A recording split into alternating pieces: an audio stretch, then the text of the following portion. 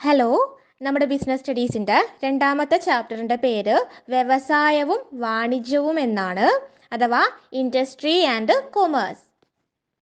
Okay, അപ്പോൾ നമ്മൾ ഒന്നാമത്തെ ചാപ്റ്ററിൽ വ്യാപാരത്തിനെ പറ്റി പറഞ്ഞിട്ടുണ്ടായിരുന്നു അല്ലേ? അപ്പോൾ ഈ ഒരു വ്യാപാര പ്രവർത്തനങ്ങളെ നമുക്ക് രണ്ടായിട്ട് തരംതിരിക്കാൻ പറ്റും. ഒന്നാമത്തത് വ്യവസായം അഥവാ ഇൻഡസ്ട്രി, രണ്ടാമത്തത് വാണിജ്യം അഥവാ കൊമേഴ്സ്.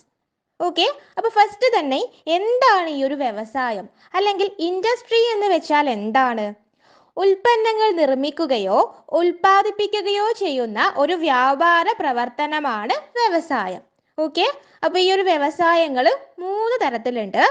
ഒന്നാമത്തത് പ്രാഥമിക വ്യവസായം അഥവാ പ്രൈമറി ഇൻഡസ്ട്രി, രണ്ടാമത്തത് ദ്വിതീയ വ്യവസായം അഥവാ സെക്കൻഡറി ഇൻഡസ്ട്രി, മൂന്നാമത്തത് തൃതീയ വ്യവസായം അഥവാ ടെറിഷറി ഇൻഡസ്ട്രി. എന്താണ് ഈ ഒരു പ്രാഥമിക വ്യവസായം അഥവാ പ്രൈമറി ഇൻഡസ്ട്രി? പ്രകൃതിയുടെ സഹായത്തോടെ ഉൽപ്പന്നങ്ങൾ ഉൽപ്പാദിപ്പിക്കുന്നതുമായി ബന്ധപ്പെട്ട പ്രവൃത്തിയെയാണ് പ്രാഥമിക വ്യവസായം എന്ന് പറയുന്നത്. അതായത് നമ്മൾ പ്രകൃതിയുടെ സഹായത്തോടു കൂടി എന്താണ് ഉൽപ്പന്നങ്ങൾ നിർമ്മിക്കുക. ഇത് കൃഷിപ്പണി, വനവൽക്കരണം, മത്സ്യബന്ധനം ഇതൊക്കെ എന്താണ് പ്രാഥമിക വ്യവസായത്തിൽ ഉൾപ്പെട്ടവയാണ്. പ്രാഥമിക വ്യവസായം തന്നെ 2 തരത്തിലുണ്ട്. ഒന്നാമത്തത് ജനിതക വ്യവസായമാണ്, രണ്ടാമത്തത് പ്രകൃതിജന്യ വ്യവസായം. ഓക്കെ, അപ്പോൾ ജനിതക വ്യവസായം എന്ന് വെച്ചാൽ വിൽപ്പനയ്ക്കു വേണ്ടി ചില പ്രത്യേക തരത്തിലുള്ള മൃഗങ്ങൾ, പക്ഷികൾ, സസ്യങ്ങൾ എന്നിവയെ പരിപാലിക്കുകയും വർദ്ധിപ്പിക്കുകയും ചെയ്യുന്ന പ്രവർത്തനമാണ് ജനിതക വ്യവസായം. അതായത് കോഴി വളർത്തൽ, പുഷ്പകൃഷി ഇതൊക്കെ എന്താണ് ജനിതക വ്യവസായത്തിന് ഉദാഹരണങ്ങളാണ്. രണ്ടാമത്തത് പ്രകൃതിജന്യ വ്യവസായം. പ്രകൃതിജന്യ വ്യവസായം എന്ന് വെച്ചാൽ ഭൂമിക്കടിയിൽ നിന്നോ വായുവിൽ നിന്നോ ജലത്തിൽ നിന്നോ ഉൽപ്പന്നങ്ങൾ പുറത്തെടുക്കുന്നതുമായി ബന്ധപ്പെട്ട പ്രവർത്തനമാണ്. അതായത് ഖനന വ്യവസായം, അതുപോലെ തന്നെ കാടുകളിൽ നിന്നൊക്കെ തടികൾ ശേഖരിക്കുക, അതൊക്കെ എന്താണ് പ്രകൃതിജന്യ വ്യവസായങ്ങളാണ്.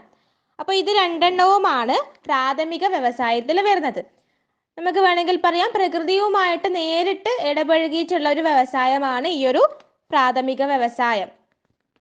രണ്ടാമത്തത് ദ്വിതീയ വ്യവസായമാണ് അഥവാ സെക്കൻഡറി ഇൻഡസ്ട്രി. പ്രാഥമിക വ്യവസായത്തിലൂടെ ഉൽപ്പാദിപ്പിക്കുന്ന ഉൽപ്പന്നങ്ങൾ ഉപയോഗിച്ച് മനുഷ്യ ഉപയോഗമായ മറ്റ് ഉൽപ്പന്നങ്ങൾ ഉൽപ്പാദിപ്പിക്കുന്നതുമായി ബന്ധപ്പെട്ട വ്യവസായത്തെയാണ് ദ്വിതീയ വ്യവസായം എന്ന് പറയുന്നത്.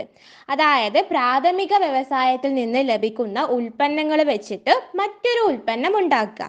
ഫോർ എക്സാമ്പിൾ പറയുമ്പം നമുക്ക് പ്രാഥമിക വ്യവസായത്തിൽ നിന്ന് കിട്ടുന്ന ഒരു ഉൽപ്പന്നമാണ് തേങ്ങ. ആ തേങ്ങയിൽ നിന്ന് വെളിച്ചെണ്ണ ഉണ്ടാക്കുക, അതിന് നമുക്ക് ദ്വിതീയ വ്യവസായം എന്ന് പറയാം അല്ലേ? ഓക്കെ, അപ്പോൾ ഈ ഒരു ദ്വിതീയ വ്യവസായത്തിൽ 2 വ്യവസായങ്ങൾ ഉൾപ്പെടുന്നുണ്ട്. ഒന്ന് ഉൽപാദന വ്യവസായമാണ്, രണ്ടാമത്തത് നിർമ്മാണ വ്യവസായമാണ്. ഉൽപാദന വ്യവസായം എന്ന് വെച്ചാൽ യന്ത്രങ്ങളും മനുഷ്യശക്തിയും ഉപയോഗിച്ചിട്ട് അസംസ്കൃത പദാർത്ഥങ്ങളെ മറ്റു ഉൽപ്പന്നങ്ങളാക്കി മാറ്റുന്നതിനെയാണ് ഉൽപാദന വ്യവസായം എന്ന് പറയുന്നത്. പഞ്ചസാര വ്യവസായം, പേപ്പർ വ്യവസായം, അതായത് പേപ്പർ ഉണ്ടാക്കുക, അതൊക്കെ എന്താണ് ഉൽപാദന വ്യവസായമാണ്. എന്നാൽ നിർമ്മാണ വ്യവസായം എന്ന് വെച്ചാൽ കെട്ടിടങ്ങൾ, പാലങ്ങൾ, റോഡുകൾ, അണക്കെട്ടുകൾ അവയൊക്കെ എന്താണ് അവയൊക്കെ നിർമ്മിക്കുന്നതുമായി ബന്ധപ്പെട്ട വ്യവസായത്തെ നിർമ്മാണ വ്യവസായം എന്ന് പറയാം. അപ്പോൾ ഈ ഒരു 2 വ്യവസായങ്ങളും ഉൾപ്പെടുന്നത് ദ്വിതീയ വ്യവസായത്തിലാണ്. ഓക്കെ, ഇനി മൂന്നാമത്തത് തൃതീയ വ്യവസായമാണ് അഥവാ ടെറിഷറി ഇൻഡസ്ട്രി. തൃതീയ വ്യവസായം എന്ന് വെച്ചാൽ ഉപഭോക്താക്കൾക്ക് പലതരത്തിലുള്ള സേവനങ്ങൾ നൽകുന്ന വ്യവസായമാണ്. അതായത് ഉപഭോക്താക്കൾക്ക് വേണ്ടിയിട്ട് സേവനങ്ങൾ നൽകുക, ഇൻഷുറൻസ്, ബാങ്കിങ് അതുപോലെയുള്ള വ്യവസായം ഉൾപ്പെടുന്നതാണ് ഈ ഒരു തൃതീയ വ്യവസായത്തിൽ. ഓക്കെ, അപ്പോൾ ഈ ഒരു തൃതീയ വ്യവസായമാണ് ഈ ഒന്നാമത്തെ നമ്മൾ പറഞ്ഞിട്ടുള്ള പ്രാഥമിക വ്യവസായത്തിനും നിർമ്മാണ വ്യവസായം, ഉൽപാദന വ്യവസായം ഉൾക്കൊള്ളുന്ന ദ്വിതീയ വ്യവസായത്തിനും പലതരം സേവനങ്ങൾ നൽകുന്നത്. ഓക്കെ, അതിനെ തൃതീയ വ്യവസായം എന്ന് പറയാം. അതായത് ഇവർക്ക് ആവശ്യമായ പണത്തിന് വേണ്ടിയിട്ടുള്ള സഹായങ്ങൾ ചെയ്യുക, അതിനാണ് ബാങ്കിങ് അല്ലേ? അപ്പോൾ ഗതാഗത സൗകര്യം ഒരുക്കി കൊടുക്കുക, അതൊക്കെയാണ് തൃതീയ വ്യവസായത്തിൽ ഉൾപ്പെടുന്നത്. ഓക്കെ, അപ്പോൾ ഇത്രയുമാണ് വ്യവസായം ഉള്ളത്. ഇനി അടുത്തത് വാണിജ്യമാണ്. ഓക്കെ, എന്താണ് ഈ ഒരു വാണിജ്യം അഥവാ കൊമേഴ്സ്? വാണിജ്യം എന്ന് വെച്ചാൽ സാധനങ്ങളും സേവനങ്ങളും ഒരു സ്ഥലത്ത് നിന്ന് മറ്റൊരു സ്ഥലത്തേക്കോ അല്ലെങ്കിൽ ഒരു വ്യക്തിയിൽ നിന്നും മറ്റൊരു വ്യക്തിയിലേക്കോ കൈമാറ്റം ചെയ്യുന്നതിന് സഹായിക്കുന്ന എല്ലാ പ്രവർത്തനങ്ങളും ഉൾക്കൊള്ളുന്നതാണ്. ഈ ഒരു വാണിജ്യത്തെ നമുക്ക് രണ്ടായിട്ട് തരംതിരിക്കാൻ പറ്റും. ഒന്നാമത്തത് കച്ചവടവും രണ്ടാമത്തത് കച്ചവടത്തിന്റെ അനുബന്ധ സേവനങ്ങളും. ഓക്കെ, അപ്പൊ കച്ചവടവും കച്ചവടത്തിന്റെ അനുബന്ധ സേവനങ്ങളും ഉൾക്കൊള്ളുന്നതാണ് ഈ ഒരു വാണിജ്യം. നമുക്ക് trade and auxiliaries to trade എന്ന് പറയാം. ഓക്കെ, ഇംഗ്ലീഷിൽ trade and auxiliaries to trade എന്ന് പറയും.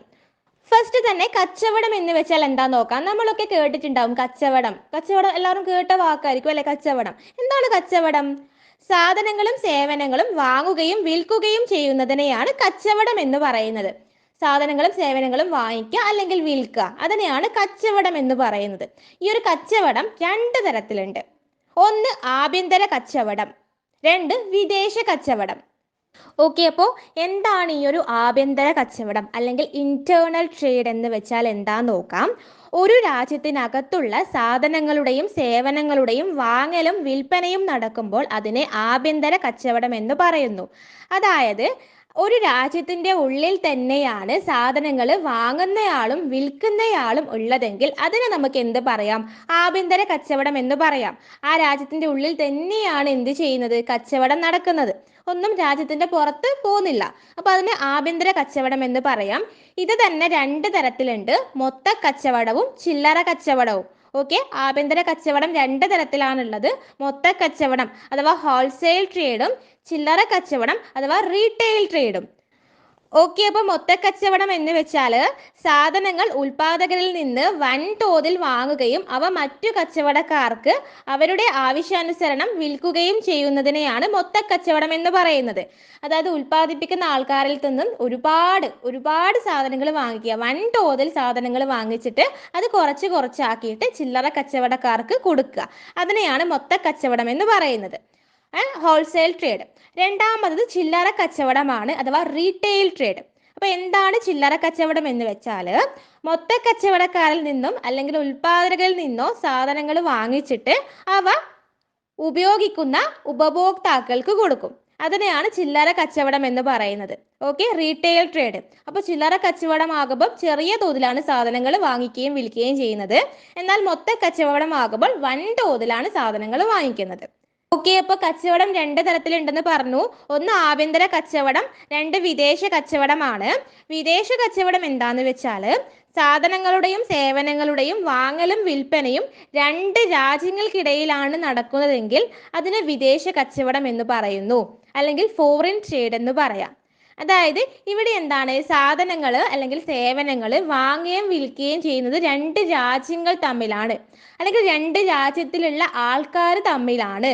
അതായത് ഇന്ത്യയിലുള്ള ഒരാള് പുറത്തുള്ള ഏതെങ്കിലും രാജ്യത്തിലുള്ള ഒരാൾക്ക് സാധനങ്ങൾ വിൽക്കുക. അപ്പൊ അതിന് എന്താണ് നമ്മൾ പറയാ? വിദേശ കച്ചവടമാണ്. രണ്ട് രാജ്യങ്ങൾ തമ്മിൽ എന്താണ് കച്ചവടം നടക്കുക. രാജ്യം എന്ന് വെച്ചാൽ രാജ്യത്തിലെ ആൾക്കാർ തമ്മിൽ. ഓക്കെ, ഇത് മൂന്ന് തരത്തിലുണ്ട്. വിദേശ കച്ചവടങ്ങൾ മൂന്ന് തരത്തിലാണുള്ളത്. ഒന്ന് ഇറക്കുമതി കച്ചവടം അഥവാ ഇമ്പോർട്ട് ട്രേഡ്, രണ്ട് കയറ്റുമതി കച്ചവടം അഥവാ എക്സ്പോർട്ട് ട്രേഡ്, മൂന്ന് പുനർകയറ്റുമതി അഥവാ എൻട്രി പോർട്ട് ട്രേഡ്.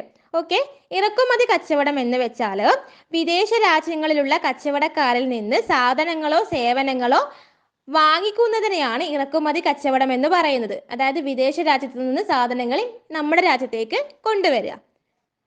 ഇനി അടുത്തത് കയറ്റുമതി കച്ചവടമാണ്. കയറ്റുമതി കച്ചവടം അഥവാ എക്സ്പോർട്ട് ട്രേഡ് എന്ന് വെച്ചാൽ വിദേശ രാജ്യങ്ങളിലേക്ക് സാധനങ്ങളോ സേവനങ്ങളോ വിൽക്കുന്നതിനെയാണ് കയറ്റുമതി കച്ചവടം എന്ന് പറയുന്നത്. നമ്മുടെ രാജ്യത്ത് നിന്ന് വിദേശ രാജ്യത്തേക്ക് സാധനങ്ങൾ എന്താണ് കൊണ്ടുപോയി വിൽക്കുക, അത് കയറ്റുമതിയാണ്. ഇനി പുനർകയറ്റുമതി കച്ചവടം എന്ന് വെച്ചാൽ എന്താന്ന് നോക്കാം. മറ്റു രാജ്യത്തേക്ക് കയറ്റുമതി ചെയ്യുക എന്ന ലക്ഷ്യത്തോടു കൂടി ഏതെങ്കിലും രാജ്യത്ത് നിന്ന് ഇറക്കുമതി ചെയ്യുന്നതിനെയാണ് പുനർകയറ്റുമതി എന്ന് പറയുന്നത്. അതായത് ഒരു രാജ്യത്തു നിന്ന് സാധനങ്ങൾ നമ്മുടെ രാജ്യത്തേക്ക് കൊണ്ടുവരിക, എന്നിട്ട് ഇവിടെ വിൽക്കാണ്ട് മറ്റൊരു രാജ്യത്തേക്ക് കൊണ്ടുപോയിട്ട് വിൽക്കുക, അതിനെയാണ് പുനർകയറ്റുമതി. ഇവിടെ കച്ചവടം ചെയ്യാൻ വേണ്ടിയിട്ടല്ല സാധനങ്ങൾ ഇങ്ങോട്ടേക്ക് കൊണ്ടുവരുന്നത്, മറ്റു രാജ്യത്തേക്ക് കയറ്റുമതി ചെയ്യാനാണ്. അതിനെയാണ് പുനർകയറ്റുമതി എന്ന് പറയുന്നത്.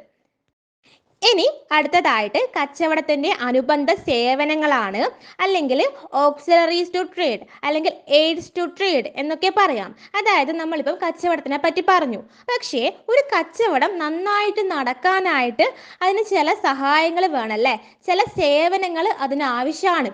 എന്നാലേ കച്ചവടം നന്നായിട്ട് നടക്കൂ.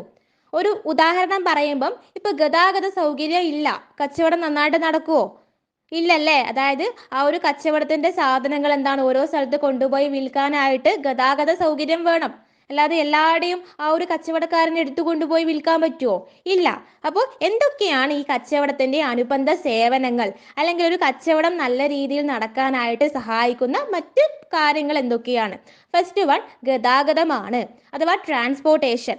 ഗതാഗതം അതായത് ഒരു സ്ഥലത്ത് നിന്ന് മറ്റൊരു സ്ഥലത്തേക്ക് ആളുകളെയും സാധനങ്ങളെയും കൊണ്ടുപോകുന്നതിനാണ് ഗതാഗതം എന്ന് പറയുന്നത്. ഇതെന്താണ്? ഇത് കച്ചവടത്തിന്റെ ഒരു അനുബന്ധ സേവനമാണ്. രണ്ടാമത്തത് പരസ്യമാണ്, അല്ലെങ്കിൽ അഡ്വർടൈസ്മെന്റ്. അതായത് പരസ്യം, നിങ്ങളൊക്കെ പരസ്യം കണ്ടിട്ടുണ്ടാവും അല്ലേ? അപ്പോൾ ടെലിവിഷനിലും അതുപോലെ തന്നെ ദിനപത്രങ്ങളിലും അതുപോലെ തന്നെ നമ്മൾ കാണുന്ന ഫോണിലുള്ള പരസ്യങ്ങളും അതൊക്കെ എന്താണ്? കച്ചവടത്തിനെ സഹായിക്കുന്ന ഘടകമാണ്. അതായത് കച്ചവടക്കാരുടെ ഉൽപ്പന്നങ്ങളെ പറ്റിയിട്ട് സമൂഹത്തിൽ എത്തിക്കാനായിട്ട് സഹായിക്കുന്ന ഒരു അനുബന്ധ സേവനമാണ് പരസ്യം. ഓക്കെ, മൂന്നാമത്തത് സംഭരണമാണ്, അഥവാ വെയർഹൗസ് എന്ന് പറയാം. സംഭരണം അതായത് സംഭരണം എന്ന് വെച്ചാൽ ഈ ഒരു സംഭരണശാലകൾ ആവശ്യമാണല്ലേ. അതായത് ബിസിനസ്സുകാർ, കച്ചവടക്കാരുടെ സാധനങ്ങൾ നന്നായിട്ട് സൂക്ഷിച്ചു വെക്കാനായിട്ട് സംഭരണശാലകൾ ആവശ്യമാണ്. ഗോഡൗൺ എന്നൊക്കെ കേട്ടിട്ടില്ലേ? ഗോഡൗൺ. അവർ ഒരുപാട് ഉൽപ്പന്നങ്ങൾ ഉൽപ്പാദിപ്പിച്ചിട്ടുണ്ടാകും. അതൊക്കെ അവരുടെ കടയിൽ കൊണ്ടുപോയി വെക്കാൻ പറ്റുമോ? അല്ലെങ്കിൽ അപ്പം തന്നെ വിൽക്കാൻ പറ്റുമോ? ഇല്ല. അതൊക്കെ നന്നായിട്ട് ഒരു സ്ഥലത്ത് സ്റ്റോർ ചെയ്ത് വെക്കണം, സൂക്ഷിച്ചു വെക്കണമല്ലേ. അപ്പോൾ ആ ഒരു സൂക്ഷിക്കുന്ന സ്ഥലത്തെയാണ് നമ്മൾ സംഭരണശാലകൾ എന്ന് പറയുന്നത്. അതിനെ ഇംഗ്ലീഷിൽ വെയർഹൗസ് എന്ന് പറയും. അടുത്തത് ഇൻഷുറൻസ് ആണ്. ഇൻഷുറൻസ് എന്ന് വെച്ചാൽ ഉൽപാദന പ്രക്രിയയ്ക്ക് ഇടയിലോ മറ്റു സ്ഥലത്തേക്ക് കൊണ്ടുപോകുമ്പോഴോ അപകടം കാരണം ഉണ്ടാകുന്ന സാധ്യതകൾ, അതായത് നഷ്ടസാധ്യതകൾ ഒഴിവാക്കുന്നതിന് വേണ്ടിയിട്ടാണ് ഇൻഷുറൻസ് പോളിസികൾ സഹായിക്കുന്നത്. അതായത് ചിലപ്പോൾ നഷ്ടസാധ്യത ഉണ്ടാവും അല്ലേ. ചിലപ്പം സാധനങ്ങളൊക്കെ സൂക്ഷിച്ച് വെച്ചായിരിക്കും, പെട്ടെന്നാണ് ഒരു തീപിടുത്തം ഉണ്ടാകുന്നത്, അതൊക്കെ നശിച്ചു പോയി. അപ്പോൾ ആ വരുന്ന നാശം, ആ ഒരു നഷ്ടം ഒഴിവാക്കാൻ വേണ്ടിയിട്ടാണ് ഇൻഷുറൻസ് പോളിസികൾ അവരെടുക്കുന്നത്. അങ്ങനെ നഷ്ടം സംഭവിച്ചാൽ ആ ഒരു നഷ്ടപരിഹാര തുക ഇൻഷുറൻസ് ഏജൻസികൾ അവർക്ക് നൽകും. ഓക്കെ, ഇൻഷുറൻസിനെ പറ്റിയിട്ടൊക്കെ നമുക്ക് വരുന്ന പാഠഭാഗങ്ങളിൽ പഠിക്കാനുണ്ട്, അപ്പം നമുക്ക് പഠിക്കാം. ഇനി അടുത്തത് ബാങ്കിങ് ആണ്. ബാങ്കിങ് എന്ന് വെച്ചാൽ പൊതുജനങ്ങളിൽ നിന്ന് പണം നിക്ഷേപമായി സ്വീകരിക്കുകയും ആവശ്യമുള്ളവർക്ക് വായ്പയായി നൽകുകയും ചെയ്യുന്ന ഒരു സ്ഥാപനമാണ് ബാങ്കുകൾ. അപ്പോൾ ഈ ഒരു ബാങ്കുകൾ വഴി ഈ ഒരു കച്ചവടം ചെയ്യുന്ന ആൾക്കാർക്ക് പണത്തിന്റെ ആവശ്യം വന്നാൽ പണം ലഭിക്കും. അവർക്ക് എന്താണ്? വായ്പയായിട്ട് പണം ലഭിക്കും. ഓക്കെ, അപ്പോൾ ഇത്രയൊക്കെയാണ് കച്ചവടത്തിന്റെ അനുബന്ധ സേവനങ്ങൾ ഉള്ളത്. പരസ്യം, സംഭരണം, ഗതാഗതം, ഇൻഷുറൻസ്, ബാങ്കിങ്. ഓക്കെ, അപ്പം നമ്മൾ ഇപ്പം 2 തരം വ്യാപാര പ്രവർത്തനങ്ങളെ പറ്റിയിട്ടും പറഞ്ഞു കഴിഞ്ഞിട്ടുണ്ട്, വ്യവസായവും വാണിജ്യവും. ഇനി പുതിയൊരു രീതി കൂടി നമ്മുടെ ഈ ഒരു വാണിജ്യത്തിൽ വന്നിട്ടുണ്ട്. അതാണ് ഇ കൊമേഴ്സ് അല്ലെങ്കിൽ ഇലക്ട്രോണിക് കൊമേഴ്സ് എന്ന് പറയും. അപ്പോൾ എന്താണ് ഈ ഒരു ഇ കൊമേഴ്സ് അല്ലെങ്കിൽ ഇലക്ട്രോണിക് കൊമേഴ്സ്? കമ്പ്യൂട്ടർ നെറ്റ്വർക്കിലൂടെ ഉൽപ്പന്നങ്ങളോ സേവനങ്ങളോ വാങ്ങുകയോ വിൽക്കുകയോ കൈമാറുകയോ ചെയ്യുന്നതിനെയാണ് ഇ കൊമേഴ്സ് എന്ന് പറയുന്നത്. അതായത് ഇപ്പം കമ്പ്യൂട്ടറുകളും അതുപോലെ തന്നെ ഇന്റർനെറ്റൊക്കെ വന്നതോടുകൂടി നമ്മൾ കച്ചവടം ചെയ്യുന്നത് ഈ ഒരു ഇന്റർനെറ്റിലൂടെയാക്കി മാറ്റിയല്ലേ. അതായത് ഇപ്പം നമ്മൾ തന്നെ ഓൺലൈനായിട്ട് സാധനങ്ങൾ വാങ്ങിക്കുന്ന ആൾക്കാരൊക്കെ ആയിരിക്കും. അപ്പോൾ ഈ ഒരു കച്ചവടം നമ്മൾ ഈ ഒരു ഇലക്ട്രോണിക് മാധ്യമങ്ങളിലൂടെ ചെയ്യുമ്പോൾ അതിന് എന്ത് പറയാം? നമുക്ക് ഇ കൊമേഴ്സ് അല്ലെങ്കിൽ ഇലക്ട്രോണിക് കൊമേഴ്സ് എന്ന് പറയാം. ഓക്കെ, അപ്പോൾ ഈ ഒരു ഇലക്ട്രോണിക് കൊമേഴ്സിന്റെ ഗുണങ്ങൾ എന്തൊക്കെയായിരിക്കും? നമുക്ക് തെരഞ്ഞെടുക്കുന്നതിൽ വിപുലമായ സൗകര്യം ഉണ്ടാവും അല്ലേ. നമുക്ക് ഏതൊരു വിവിധ തരം കമ്പനികളുടെ സാധനങ്ങൾ നമുക്ക് തിരഞ്ഞെടുക്കാനായിട്ട് സാധിക്കും. അതുപോലെ തന്നെ ഇവിടെ വില കുറച്ച് വിലയിൽ കുറവ് ഉണ്ടായിരിക്കും അല്ലേ. നമ്മൾ സാധാരണ കടയിൽ നിന്ന് വാങ്ങുന്നതിനേക്കാളും കുറഞ്ഞ വിലയ്ക്ക് നമുക്ക് സാധനങ്ങൾ കിട്ടും. അതുപോലെ തന്നെ വിപണിയുമായി ബന്ധപ്പെട്ടിട്ടുള്ള വിവരങ്ങളൊക്കെ നമുക്ക് ഇവിടെ ലഭ്യമാകുന്നുണ്ട്. ഓക്കെ, അപ്പോൾ വിവിധ തരത്തിലുള്ള ഇ കൊമേഴ്സുകൾ എന്തൊക്കെയാണെന്ന് നോക്കാം. അഥവാ സ്കോപ്പ് ഓഫ് ഇ ബിസിനസ് അല്ലെങ്കിൽ സ്കോപ്പ് ഓഫ് ഇ കൊമേഴ്സ് എന്നൊക്കെ പറയാം. എന്തൊക്കെയാണെന്ന് വെച്ചാൽ, ഒന്നാമത്തത് B2B ആണ്, ബിസിനസ് ടു ബിസിനസ്. രണ്ടാമത്തത് C2B, കൺസ്യൂമർ ടു ബിസിനസ്. മൂന്നാമത്തത് C2C, കൺസ്യൂമേഴ്സ് ടു കൺസ്യൂമർ. നാലാമത്തത് B2C, ബിസിനസ് ടു കൺസ്യൂമർ. ഇത്രയൊക്കെയാണ് ഈ ബിസിനസ്സിൻ്റെ സ്കോപ്പായിട്ട് അല്ലെങ്കിൽ ഇ കൊമേഴ്സിൻ്റെ സാധ്യതകളായിട്ട് വരുന്നവ. ഓക്കെ, അപ്പോൾ ഒന്നാമത് പറഞ്ഞത് B2B ആണ്, business to business. Business to business എന്ന് വെച്ചാൽ രണ്ട് കമ്പനികൾ തമ്മിൽ എന്താണ് ബിസിനസ് പരമായ കാര്യങ്ങൾ പരസ്പരം ഈ ഒരു ഇലക്ട്രോണിക് മാധ്യമങ്ങളിലൂടെ കൈമാറുന്നതിനെയാണ് B2B എന്ന് പറയുന്നത്, അഥവാ ബിസിനസ് ടു ബിസിനസ്. രണ്ടാമത്തത് C2B ആണ്, കൺസ്യൂമേഴ്സ് ടു ബിസിനസ്. കൺസ്യൂമർ എന്ന് വെച്ചാൽ ഉപഭോക്താവാണ്, സാധനങ്ങൾ വാങ്ങിച്ചിട്ട് ഉപയോഗിക്കുന്ന ആൾക്കാർ. നമ്മളൊക്കെ എന്താണ് കൺസ്യൂമർ ആണ്, നമ്മളൊക്കെ ഉപഭോക്താക്കളല്ലേ. ഓക്കെ, അപ്പോൾ ഒരു ഉപഭോക്താവ് തൻ്റെ ആവശ്യം ഓൺലൈനിൽ അറിയിക്കുകയും കമ്പനി അത് പരിഹരിക്കുകയും ചെയ്യുന്നതിനെയാണ് C2B എന്ന് പറയുന്നത്. കൺസ്യൂമേഴ്സ് അവരുടെ ആവശ്യങ്ങൾ ഈ ഒരു ഇൻ്റർനെറ്റ് വഴി എന്താണ് ബിസിനസ്സുകാരെ അറിയിക്കുക, അവരത് പരിഹരിച്ച് തരിക. അതിനെ നമുക്ക് C2B എന്ന് പറയാം, കൺസ്യൂമർ ടു ബിസിനസ്. അടുത്തത് C2C ആണ്, കൺസ്യൂമേഴ്സ് ടു കൺസ്യൂമർ. അതായത് ഇലക്ട്രോണിക് മാധ്യമങ്ങളുടെ സഹായത്തോടു കൂടി ഉപഭോക്താക്കൾ തമ്മിൽ നടത്തുന്ന ഇടപാടിനെയാണ് ഈ ഒരു C2C അല്ലെങ്കിൽ കൺസ്യൂമർ ടു കൺസ്യൂമർ എന്ന് പറയുന്നത്. അതായത് ഉപഭോക്താക്കൾ തമ്മിൽ എന്താണ് പരസ്പരം സാധനങ്ങൾ എന്താണ് കൈമാറുക. എക്സാമ്പിൾ പറയുമ്പം OLX അല്ലേ, നമ്മൾ ഉപയോഗിച്ച സാധനങ്ങൾ OLXൽ ഇട്ടിട്ട് വിൽക്കുന്നില്ലേ, അതുപോലെ എന്താണ് കൺസ്യൂമർ തമ്മിൽ ഈ ഒരു ഇടപാട് നടത്തുന്നതിനെയാണ് C2C എന്ന് പറയുന്നത്. ഏറ്റവും അവസാനത്തത് B2C ആണ്, ബിസിനസ് ടു കൺസ്യൂമർ. അതായത് ഇലക്ട്രോണിക് മാധ്യമങ്ങളുടെ സഹായത്തോടു കൂടി ബിസിനസ് സ്ഥാപനങ്ങൾ അവരുടെ ഉൽപ്പന്നങ്ങൾ കൺസ്യൂമേഴ്സിന് വിൽക്കുന്നതിനെയാണ് B2C അഥവാ ബിസിനസ് ടു കൺസ്യൂമർ എന്ന് പറയുന്നത്. നമ്മൾ മീഷോ, ഫ്ലിപ്കാർട്ട്, ആമസോൺ എന്നീ ആപ്പുകളിലൂടെയൊക്കെ സാധനങ്ങൾ വാങ്ങിക്കുന്നത് ഇതിനൊരു ഉദാഹരണമാണ്. അപ്പോൾ നമ്മൾ പരമ്പരാഗത രീതിയിൽ വ്യാപാരം നടത്തുക, അതായത് പണ്ടത്തെ പോലെ എന്താണ് സാധനങ്ങൾ കടയിൽ പോയിട്ട് വാങ്ങിക്കുക, അതിന് പകരം ഈ ഒരു ബിസിനസ് ഉപയോഗിക്കുക. അതായത് ഈ ഒരു ഇലക്ട്രോണിക് മാധ്യമങ്ങളിലൂടെ എന്താണ് ബിസിനസ് ചെയ്യുമ്പോൾ ഉള്ള വ്യത്യാസങ്ങൾ എന്തൊക്കെയാണെന്ന് നോക്കാം. പരമ്പരാഗത വ്യാപാരം ആകുമ്പം അവിടെ എന്താണ് അത് രൂപീകരിക്കാൻ കുറച്ച് ബുദ്ധിമുട്ടാണല്ലേ. അവിടെ എന്താ നല്ലൊരു ബിൽഡിംഗ് വേണം, അതൊക്കെ രൂപീകരിക്കാൻ കുറച്ച് ബുദ്ധിമുട്ടാണ്. പക്ഷേ ഈ ബിസിനസ് ആകുമ്പം അതിൻ്റെ ഒന്നും ആവശ്യമില്ല, അത് രൂപീകരിക്കാൻ എളുപ്പമാണ്. അതുപോലെ തന്നെ നമ്മൾ ആ ഒരു ഇടപാട് നടത്താനുള്ള സമയം പരമ്പരാഗത ബിസിനസ് ആകുമ്പം അവിടെ എന്താണ് കൂടുതൽ സമയം വേണം, നമ്മൾ കടയിൽ പോയി സാധനങ്ങളൊക്കെ വാങ്ങിക്കണം. എന്നാൽ ഈ ബിസിനസ് ആകുമ്പം നമുക്ക് പെട്ടെന്ന് തന്നെ എന്താണ് ഇടപാട് നടത്താൻ പറ്റും. പക്ഷേ സാധനം കയ്യിലെത്താൻ കുറച്ച് സമയം എടുക്കും, പക്ഷേ സാധനങ്ങൾ ബുക്ക് ചെയ്യാനൊക്കെ എന്താണ് പെട്ടെന്ന് തന്നെ പറ്റുമല്ലേ. അതുപോലെ തന്നെ ഒരു പരമ്പരാഗത വ്യാപാരം രൂപീകരിക്കാനായിട്ട് എന്താണ് നല്ല പണം വേണം അല്ലേ, പണച്ചെലവ് കുറച്ച് കൂടുതലാണ്. പക്ഷേ ഈ ബിസിനസ്സിൽ അതിനെ അപേക്ഷിച്ച് എന്താണ് പണച്ചെലവ് കുറവാണ്. ഓക്കെ, അതുപോലെ തന്നെ എന്താണ് ഇവിടെ ആളുകൾക്കിടയിൽ എന്താണ് പരസ്പരം ഇടപഴകാനായിട്ട് ബന്ധം ഉണ്ടാവില്ല അല്ലേ. അതായത് നമുക്ക് എന്താ ഈ സാധനങ്ങൾ വിൽക്കുന്ന ആളെ കാണാൻ പറ്റൂല എവിടാ ഈ ബിസിനസ്സിൽ. പക്ഷേ പരമ്പരാഗത ബിസിനസ് ആകുമ്പം സാധനങ്ങൾ വിൽക്കുന്ന ആളും വാങ്ങുന്ന ആളും പരസ്പരം കാണുന്നുണ്ട്. ഓക്കെ, അപ്പോൾ ഇതൊക്കെയാണ് പരമ്പരാഗത ബിസിനസ്സും ഈ ബിസിനസ്സും തമ്മിലുള്ള വ്യത്യാസങ്ങളായിട്ട് വരുന്നത്. ഓക്കെ, അപ്പോൾ ഇത്രയും കാര്യങ്ങളാണ് നമ്മുടെ ബിസിനസ് സ്റ്റഡീസിൻ്റെ രണ്ടാമത്തെ ചാപ്റ്ററായ ഇൻഡസ്ട്രി ആൻഡ് കൊമേഴ്സ് അല്ലെങ്കിൽ വ്യവസായവും വാണിജ്യവും എന്ന് പറയുന്ന ചാപ്റ്ററിൽ പഠിക്കാനായിട്ടുള്ളത്.